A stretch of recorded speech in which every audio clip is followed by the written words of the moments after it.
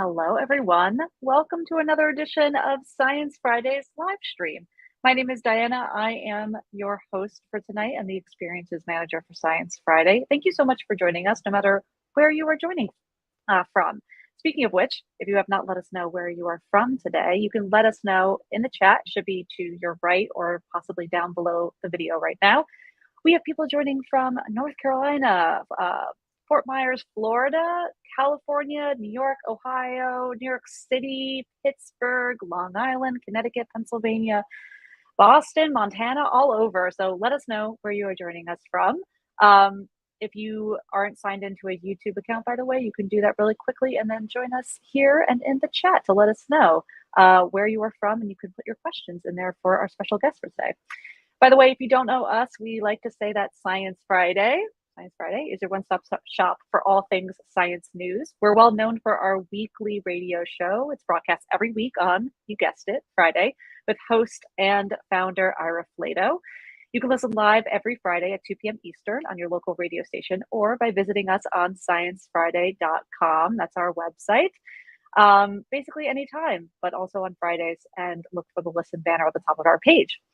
Well, today we are here to hear from two experts about what it's like creating science fiction in a world that feels maybe a little bit more futuristic by the day. The science consultant and writer relationship and that working dynamic, what it's like, and their advice to scientists and writers who want to get involved with this work. This event is part of our series bringing together writers and readers to explore science writing together. And if you want to join fellow readers and discuss our book picks with others, you can do that wherever you are. Our community space, we have an online community space, and it is at sci-fi-book-club.mn.co, and I will put that link for you in the chat.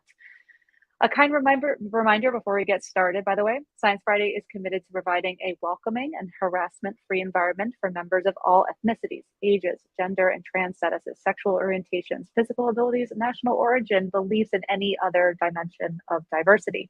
We've created a code of conduct, which you can read in its entirety on our community space to help create a safe and positive community experience for all, and believe that providing clear expectations is a necessary part of building a respectful community.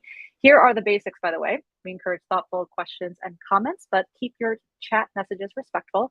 A community where people feel unwelcome, threatened, or disrespected is not a productive one. Share generously and listen closely, as your stories and experiences are important, and so are others. Keep that in mind as you engage with others today. We're here to discuss this month's book pick, which is Upgrade by Blake Crouch, who is joining us tonight, and its writing process. So we're going to do our best to stay on that topic. We'll be discussing some plot points throughout today's event, but we're going to do our best to be mindful of spoilers because some people have not completed the book with us today. This is your warning that we will not be perfect, and this recording is available at the same link if you want to watch after you've completed the book. All right. We reserve the right to ban anyone who is engaging in demeaning, discriminatory, or harassing behavior in the chat today. So with that, thank you very much for waiting so patiently. And with that, it is time to welcome onto the stage our special guest for tonight. Blake Crouch is a best-selling novelist and screenwriter. His novels include Recursion, Dark Matter, and his most recent novel that the Sci-Fi Book Club is reading together this August, Upgrade. He is currently working on a new book as well as show running that Dark Matter series for an adaptation for Apple TV+. Hey, Blake, welcome Hello. to the show. Thanks It's for so having nice me. to have you. Yeah, Thrilled thanks to be for being here.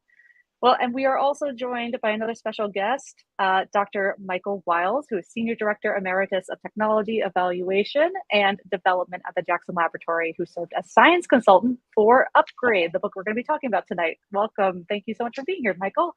Thank you. Thank you so much for asking me. Thank you. Yeah, I'm excited to chat with you both today, but of course, a reminder to our audience, we want your questions too. So at any time during the event, if you have questions or comments for one of our, or both of our experts, you can put them in the chat. I see a couple questions have come in already, and we'll try to get to as many audience questions as possible tonight.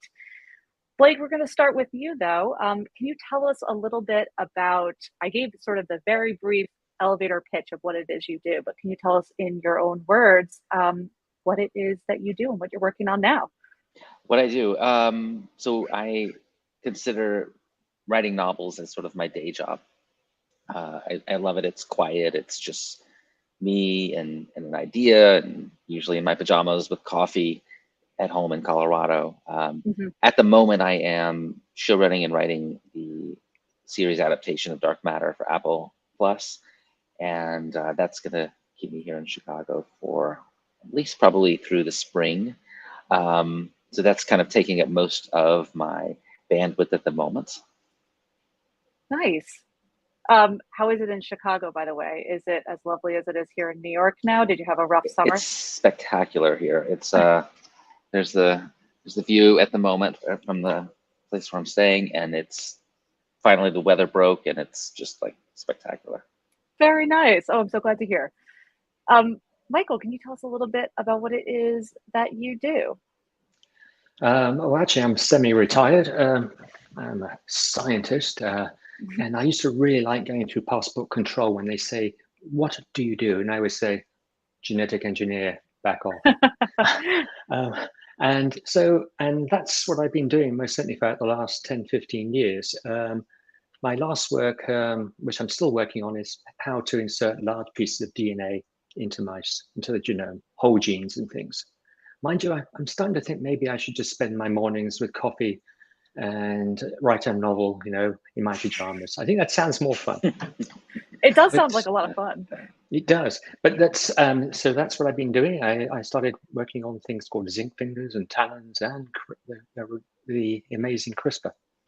And then I started helping Blake, which I found very interesting. And then you retired immediately. Ah, yes, is there a link? Maybe I was hounded out of science. So I love the ideas that we start. He asks a question, we start here, and it goes up, up, Yeah. up. Great. I've enjoyed That's it. usually how it works. Yeah. Blake, can you tell us how is it different writing a sci-fi novel from show running a TV show? What is that? How are those things two things different, but also how are they alike? They're both creative, and that's pretty much where the similarities end. What I'm doing now is so utterly different than being alone and writing a story. Although they both share the same DNA in that you're trying to bring out the very best in characters. You're trying to figure out the coolest plot points. When you're involved in running a show, though, you have all these other external factors that are coming in, and it's so many more people at the table weighing in with decisions, thoughts, ideas. I actually love that. I find writing novels after a while gets a little bit lonely. When I'm writing them, I often find myself wishing I was working on a project in Hollywood, because then you have more people to talk to, and distracts you from the actual writing. And then when I'm doing something like this, I'm like, gosh, it's just hard to get that time to write anymore. And today was the first day I've actually had that chance in several weeks, because it's just meetings. Very, very different, but the payoff is great, because if it's done well, you get to introduce your work to such a larger audience. Yeah, and a different one too, right? There are people who spend a lot of time reading, people who spend a lot of time watching movies and TV. There's of course the overlap, but it is nice to be like, here's a story I thought of. Now you can see it, and you can see it in your mind's eye. Yeah, that's great. Well, we're going to be talking a little bit about sort of some of the science that was in your book, and of course, how working with a science consultant like Michael can help you make the science feel a little bit more real in sci-fi. But Michael, can you give people sort of a basic understanding of what is CRISPR? So we're going to be talking a little bit about gene editing today, which is a feature of the book Upgrade. Can you give us sort of like a 2-minute introduction? What is CRISPR? How does it work? How does it work? CRISPR is a defense system created by bacteria over billions of years. And scientists discovered it probably about 15 years ago, but really started discovering it more like about 8-9 years ago. So what is CRISPR? It's a very simple protein, and it's a system where a scientist can sit down with a computer and just order some reagents, and then they can target any piece of DNA they wish. When I say target, in the first instance, they can go and cut it, which will cause their mutation. But they can do much more clever things. They can actually insert pieces of DNA. So people can now sit and say, what type of work I was doing, and say, well, that gene there, it's defective in this mouse. I think it's defective. I can now repair it. So CRISPR is a simple protein which originally came from bacteria, and an RNA, which is just one of these little things, and it can be targeted precisely and efficiently. That was the real breakthrough. And it's not just in mice, it's in rice, it's in flies, it's in humans, it's in hamsters, it's in any living species virtually. People have tried to use CRISPR, it works. And yet, though that sounds, well, okay, it works. It actually works. Before this, there were technologies, and they worked, but they were slightly complicated. Things like zinc fingers and tanners, they work, but they're complicated. You couldn't have a 16-year-old kid in your lab and say, okay, the Cas9's in the freezer there, order the targeting molecule. It'll come in 2 days' time. It'll cost $50, well, maybe $100. And then you say, oh, there's some cells, go change that gene. And they'll do it. And that is the remarkable thing, the simplicity and the power of it. And now anyone essentially can touch the genome. But there's a problem. And Blake solved that problem. But I won't say any more. But there's a problem in the sense that it's very difficult. If you can change any gene you want, but to change it in a way that you actually know what the outcome is, that's still difficult. So we have a great power. Yeah, but we're still learning exactly how it works, absolutely. Right?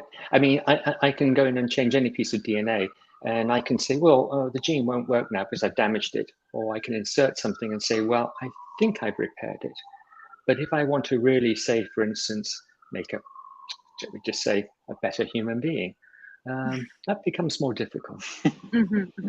Blake, when you started doing research for Upgrade, was there any explanation quite that straightforward and simple as you were starting to understand what CRISPR and gene editing was?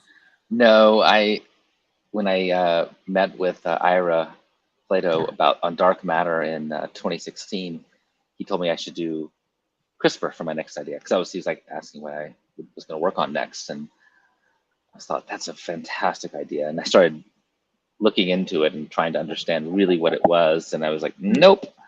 I think I'll just do something easy, and then I went and did a book about time travel, which was that's much easier. Infinitely harder, but in some ways.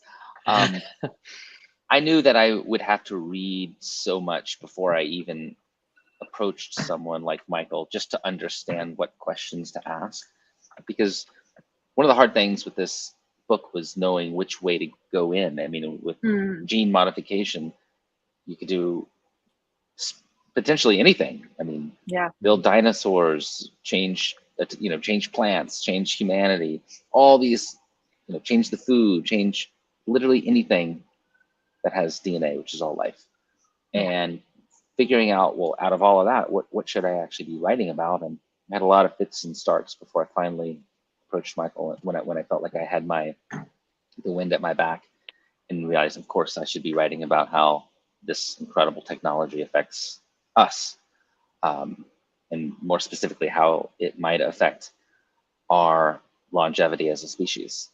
And so when I didn't go, I didn't know Michael. There's this organization called the Science and Entertainment Exchange based in LA, and they help unite creators with subject matter experts.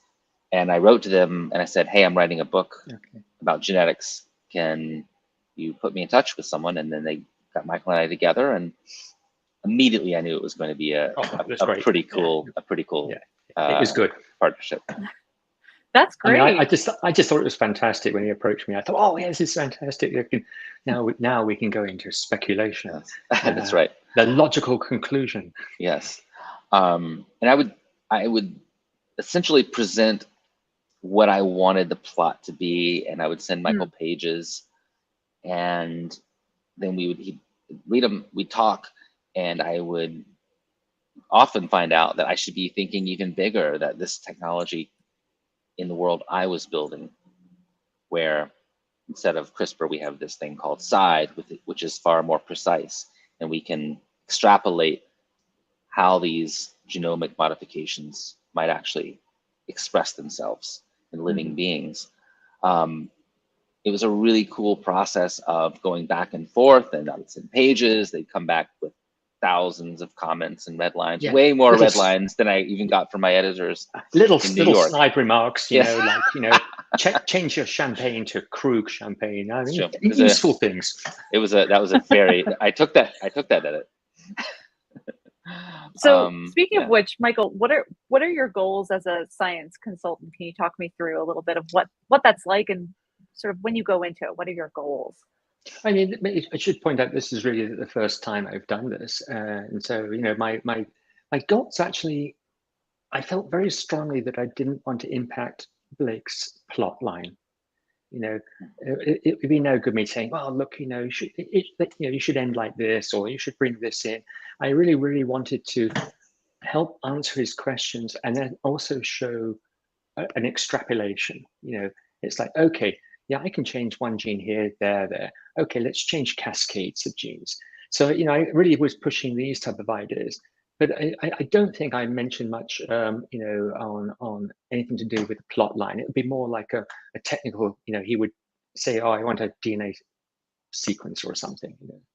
And I'd say, okay, here's some jargon words. So it was to give words which would actually give that flavor. And also, I was the only thing I was terrified of two things. One, that actually Blake wasn't real, and that he was actually asking me about how to generate these things, you know, to change humanity. And I thought, you know, I just imagine the CIA breaking my door down suddenly, or FBI or someone. That's when you call a bunch of references, right, to make sure like Blake's a real person. Yeah, just make sure. And I you know, just say I wasn't quite giving him the process details, but it felt like it at times. But that was actually one of the things I thought was fun. But it was really to, Blake would say, well, if I change a gene in someone, how long will it take to have an effect?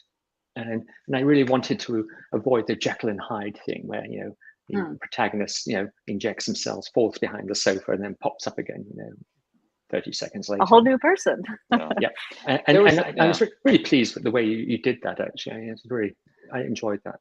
Oh, thank you. I really wanted the book to be grounded and feel like it's something that could potentially happen if we had some breakthroughs in processing power, and and then maybe perhaps discovered a new, you know, elevated gene modification system.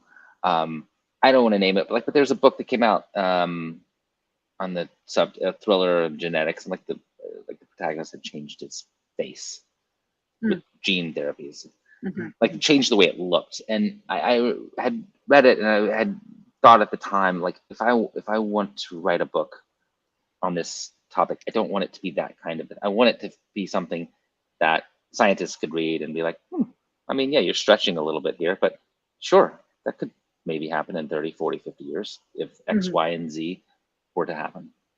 I know. Yeah, there's a world in which this could be true.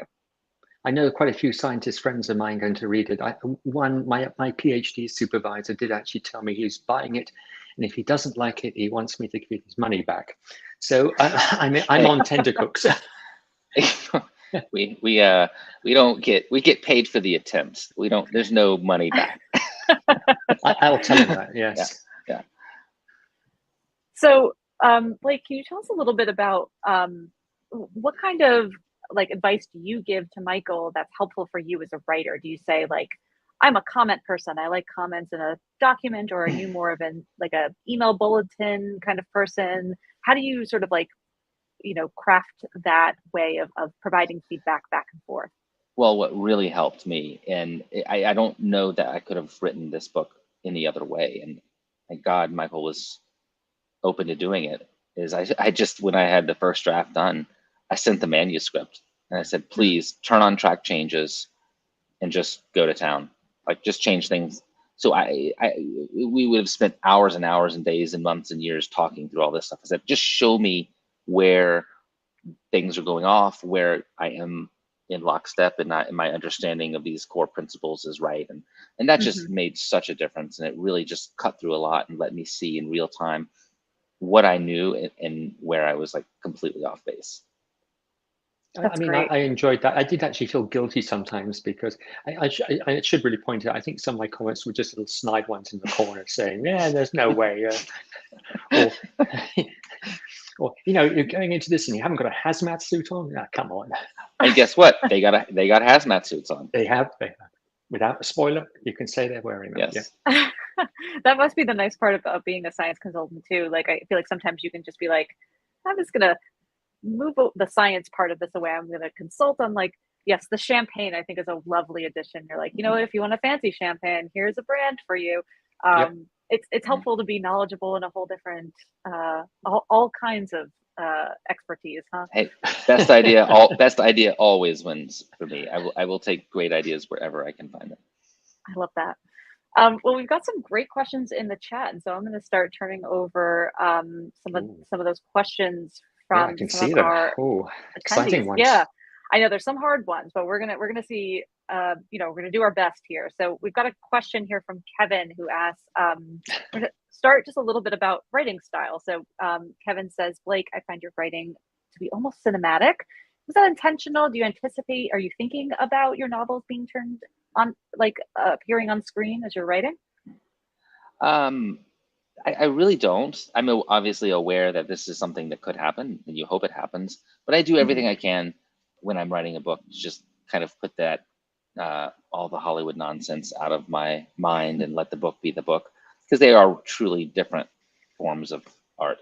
And I think it's not helpful to have start thinking about, what might this actor might play this character, or is this something that could be done on a budget? Like, that's not helpful at all. The novel is the only time you get to be actor, producer, director, studio, streamer. You get to be all those things, and I try to really relish in that. I think my style is cinematic. It always has been, and it was from my very first novels many years ago. I don't know what that's attributable to. I just like a lot of white space on the page. I like communicating in as few words as possible, as big of an idea or as shocking and vivid of an image as possible. This kind of reading, doing this, and lots of stuff. I pick up happening. a book. If I'm in a store and I pick up a book and it's just like 60 lines, big chunky paragraphs, I'm like, I just can't. It's tough. Yeah. Well, we've got a question also here asking, what if CRISPR technology applied to agriculture, helping towards solving world hunger or plant survivability and accelerating climate change? We won't give away too much. There is a little bit, the book jacket gives a little bit of this away, so I feel like we can probably talk about it. It's not a spoiler. It's not a spoiler to say that. You start the book with kind of this idea, right? The book starts with, it's more backstory, but it starts with a hopeful act, which is using this modification technology called scythe to edit locusts in these Chinese rice paddies, so they can essentially eradicate this blight that's happening. And it spirals out of control, causes an unintentional famine that kills 200 million people. That's just the backstory. And it's the protagonist's mother who is responsible for this. So that's the baggage and the grief and the guilt that he's carrying as we go into the novel. I'll let Michael speak to the more science piece of that question. I mean, what if CRISPR is being applied to those technologies? And it wasn't CRISPR used in the book, it was scythe. I still can't say it. Scythe, yeah. Scythe, which was a more advanced thing. But and it will help towards world hunger, but people are very frightened of genetic engineering. But it's starting to. And also it means that the plants can be modified to survive climate change. And I don't think it's a spoiler, but I think climate change is mentioned a lot in the book. And I actually found that I found that actually very compelling. I like that in the stories. So yes, genetic engineering is something which will help mankind. I tend to be on that side of things as well. Is that likely? I mean, we're going to hope we were talking about this before, Michael, how it's the people who get to decide technology, right? Technology is not intrinsically good or bad. It's how we use it that is really helps guide the world. But Sharon has this question asking, when will scientists start seriously dealing with ethical ramifications of gene editing? And I do know that there is a sort of moratorium on gene editing in humans, specifically in sperm and egg cells. So there is sort of this understanding within the scientific community that we haven't really talked about this quite enough yet. The technology exists, but we need to sort of get together and figure out these sort of like guide rails for It's us and for yeah. scientists. Well, it's banned by, I mean, an act of Congress banned experimentation. It's banned in most parts of the world, but the world, it's one of the strange things. Scientists aren't actually a different species. They are actually human. And so they have the same foibles as all humans. So if you pay enough money, you will find a scientist who will do something, or if you have a big enough ego, as someone in China did. There were ethical considerations when fire was introduced into the cave. There'll be ethical consideration when genetic engineering is used more extensively. Humankind has to deal with it, not scientists alone, humans. One of the things that I was on all the other science and genetics and biology aside, one of the things I found most interesting working with Michael was the perspective of, I think I tend to idealize scientists in my books sometimes, unless I'm portraying them as uber villains. But in my own heart, I idealize them and think these are unanimously great people doing, work for the sake of the good of the people. And I think many times that's the case. But the idea of ego and wanting to be the first to discover something, wanting to be the first to plant your flag in this piece of emerging real estate, that was a new revelation to me, and something that Michael reminded me of pretty continually. Like, well, why would these people be doing this? Like, because they want to be the first. Why do you want to write a book, and why do you want to write a best-selling book? Why do we do anything? Everyone at the heart, we're all humans, and we're driven by. There's always the search for new wisdom. There is the search to help people. But if you're a PhD student and someone publishes something you've just done, but before you, you don't feel good about it. Ego is a driver. But I think it's important that people. And this is, I think, good about Blake's book. It is designed for people to make people think about it. I was actually concerned at one point that everyone, all the evil scientists would die hideously at the end, but not quite. Not quite. We've got a few more questions. One from Chris here, who asks, since the story isn't quite nonfiction, what genre is this considered? Not really sci-fi, maybe speculative fiction. Blake, you talked a little bit about this in an interview right around the time that Upgrade came out, but how do you feel about that? What sort of genre does Upgrade in your writing sort of sit in right now? I mean, I think all of my books can be described as thrillers, and I say that because I don't like, people think of thrillers as throwaway potboilers, just something meant to spend an afternoon, or make a flight more bearable. But it's the pacing for me.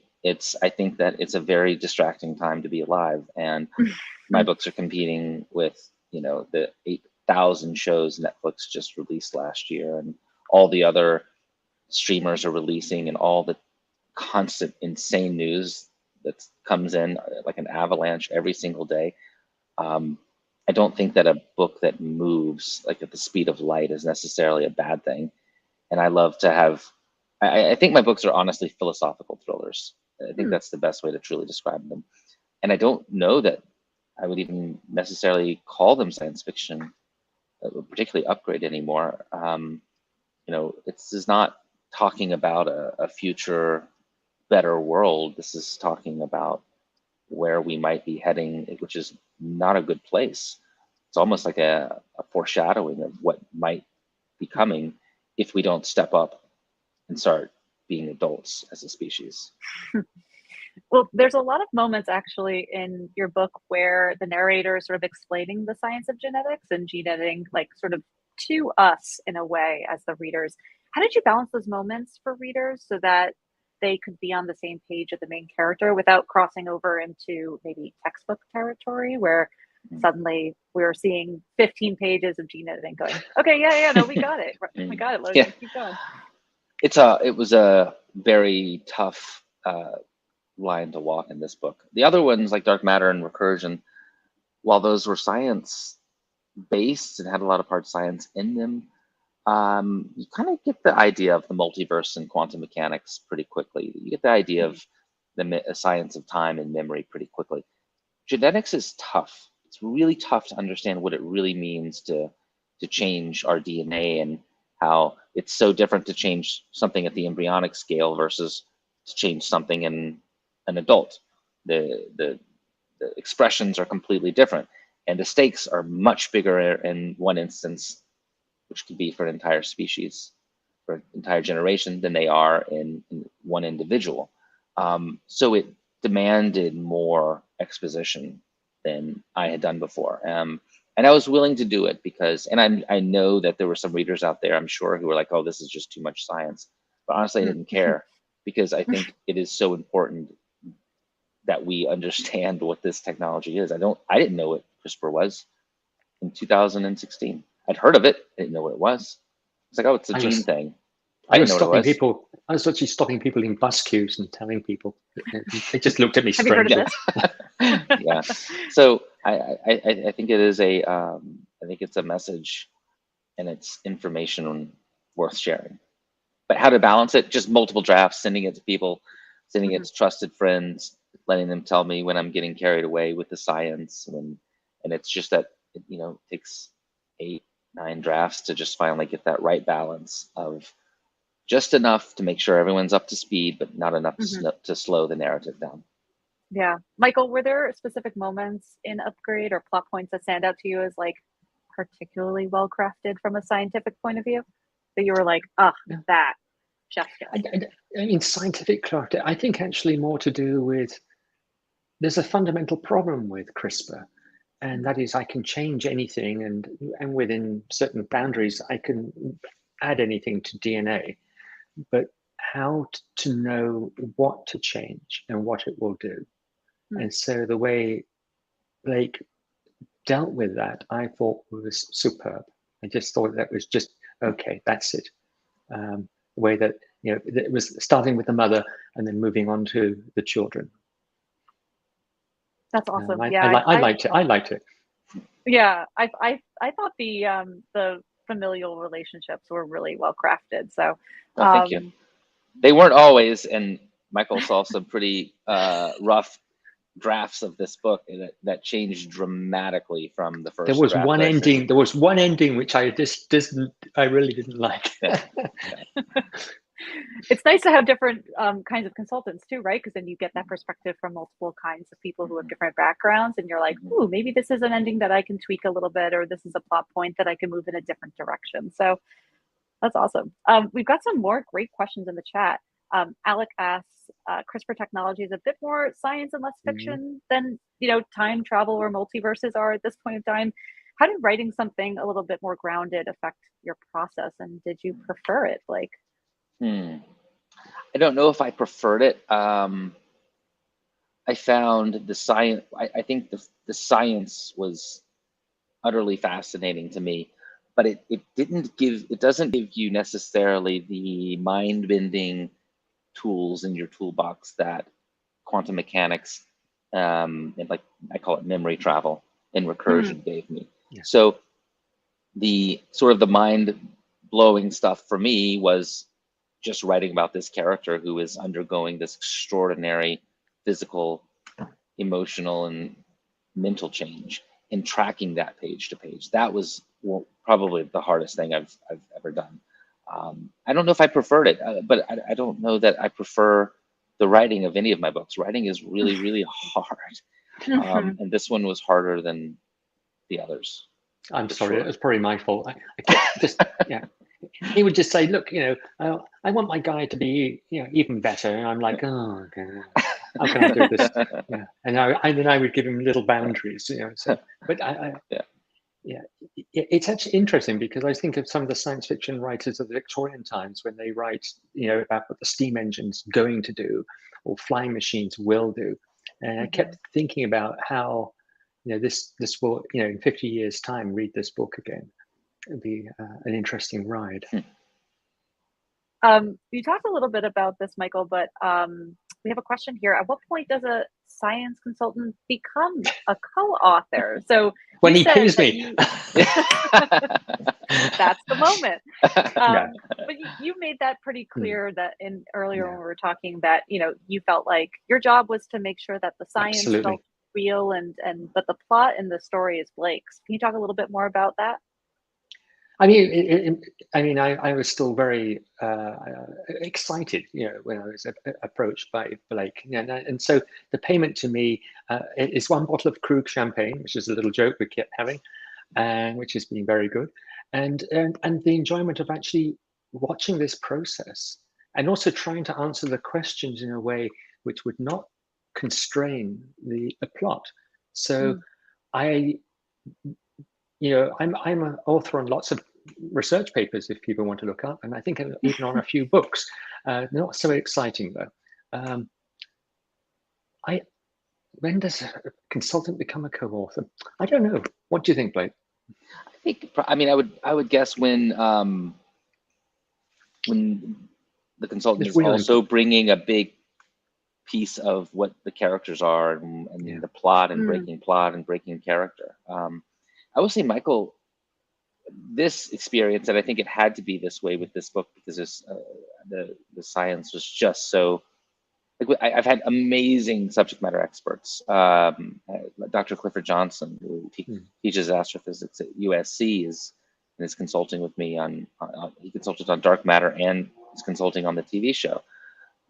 That was and I couldn't have made that book as good as it was without him.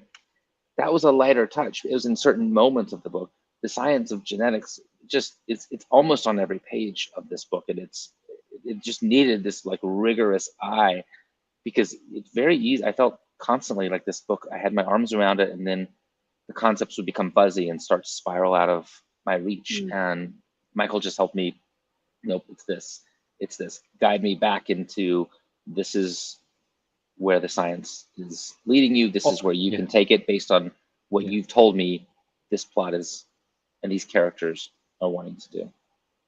And to be quite frank, the enjoyment, I just enjoyed every moment. These emails would come and I'm like, okay, what's he asking now? And it was good, great. Each email Blake would send, I think I would like to send like 3 emails back, Yes.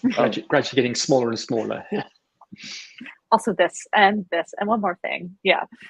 That must have been great. It must have been great to get such immediate feedback from someone who was so closely familiar with the kind of subject matter you were working with. It's amazing. I couldn't have possibly, I could not have written a book without this level of support.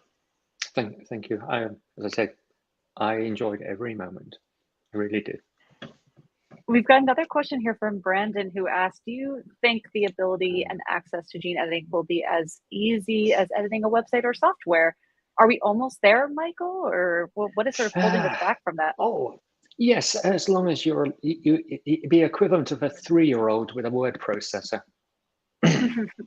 just typing away without really knowing what's happening. Exactly. They can cut and paste and change words and everything, and it'll just be a complete mess. But they can do it very easily. So a 3-year-old with a word processor is our current capability. Yeah. So we've got a lot to learn, it sounds like. Do you think, it seems like you think, Michael, that the future is pretty bright though. And as long as all of us are talking about the implications and the ethics and keeping those in our sights as we're creating new science tools, we'll be okay. I don't know if it's pretty bright. Let's say genetic engineering is definitely going to assist humankind, and provided it doesn't implode before it can actually do something well, then the future's bright. That's great. I'll take that. I'll take that with me at the end of this event. We've got another great question from Chris, who asks, Blake, how is writing dialogue for scientists? Do you hang out in their cafes? If there's a scientist cafe, I want to go to it. But are you listening to conversations? Like, how do you make that feel like, this? Do you consider their sort of like career or background as you're writing about these characters? I do. At the end of the day, I just treat them as like human beings. Oh no. Who talk like the rest of us do. The trick is just understanding where the shortcuts are with, the vernacular, understanding where the problems are, understanding what the things that would be most on their mind, and what they'd be having a shorthand about trying to solve a certain thing, and it's just trying to understand what that is. Yeah, I was reading when I was reading Upgrade, there were moments where I was like, it's so fun to feel like you're in on slang that exists Yeah. because this idea exists in this world. They've come up with slang, and now that I'm in the world, I get it. So yeah, I that was part of my favorite parts of the book. I loved feeling like, oh, I could live in, maybe I don't want to, but I could live in this world. I could live vernacular. We're almost at the end of our time here together, so I just want to wrap up asking a couple more questions. So Blake, is there another scientific topic? We've seen it before, where you're on Science Friday and you say, "Here's the, I've got the new idea." So I'm going to give you that floor if you have it. But is there any topic that has really caught your scientific topic that has caught your attention, or any kind of topic for sort of a next project that you're working on? I mean, I typically wouldn't say anything because yeah, that's right. The more you talk about an idea before it's come to fruition, you sort of take some of the air out of it. But it does seem like, since Ira did sort of point me down the path of this book, I will just say I think the next big topic for me is probably going to be death. It feels like interesting. It feels like the thing I haven't really tackled. From the multiverse, time travel, genetics, closed systems, societies, and wayward pines. Death is interesting to me in the age of infinite processing capabilities. That's all I'll say. That's amazing. Well, we'll look forward to it. I'm excited to see whatever comes next. And Michael, do you have any advice for researchers, scientists, or other experts who are interested in becoming science consultants and doing the kind of work that you and Blake did together? I mean, the main thing is I was approached by the Science and Entertainment Exchange because I gave a seminar which the woman Sachi could understand. So the important thing, I think, is when you project your science, not just to use all jargon and slang and show how clever you are. The idea is to actually project ideas so that people in the audience can understand. My thing has always been so that other scientists in other fields can understand it, but also it means other people. So if you want to help essentially, writers, for instance, who aren't scientists or people aren't scientists, you have to speak the language. You know how clever you are, you have an ego. Now the next thing is project your ideas to these people so they understand them. It's crucial. And I want to say one last thing, it's called the Science and Entertainment Exchange, and it's an incredible organization, and it is very important because science can be off in its corner doing great and wondrous things, but if people don't understand what they are, those people have to buy into it for these to become a thing. That's why there's such a hurdle with GMOs and stuff like that. So the marriage of science, entertainment becomes a microphone for science. And I think a place like Science and Entertainment Exchange and the way that Michael and I were able to work together on Upgrade is a really good example of that. And I hope other science fiction authors avail themselves of this company, which puts you in touch with people like Michael. That's amazing. Absolutely. Yeah, well, thank you both so much for being here. This has been such a lovely conversation, and I hope that some writers have been here and have been, inspired to work more with scientists, and that there are some scientists and researchers here who think that maybe this is how they can, get their perspective and their expertise out into a world in a new and different way. So Blake Crouch, thank you so much for being here. Michael Wiles, thank you both seriously so much for giving us some of your time this evening. It has been a lovely evening together, and I hope that we will talk with both of you again very soon. Totally my pleasure. Thanks everyone who joined us. Yes, thank you so much. Yes. And thanks to our audience today. You had wonderful questions. If you want to find out more about Science Friday, you can always go to our website, sciencefriday.com. And if you go to sciencefriday.com/book club, you'll find out everything we are doing for the Science Friday Book Club this month when we are reading Upgrade, Blake Crouch's new book. So I hope you'll join us there. Have a wonderful night. Thank you again for joining us, and we'll see you next time. Bye, everybody.